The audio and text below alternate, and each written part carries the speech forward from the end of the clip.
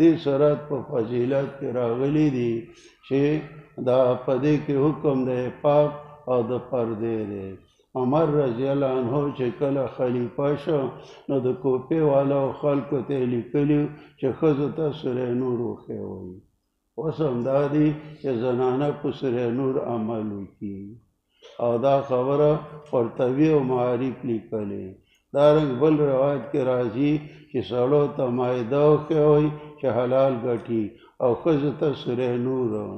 بل روایت کې دا دی چې سوره نور او سوره نساء او احزاب او سوره نور دا ورته وښیوئ. عمر رضی الله عنه چې کله خلیفه شو ولې په دې کې احکام د عفاف دي د پاک لمنۍ دي. دارنګې سوره نساء کې د ښځو احکام ذکر دي نو هغه هم ورته وښیوئ. او دارنګې دغه چې دی سوره احزاب کې د پردې مسله ده نو هغه ورته وښیوئ.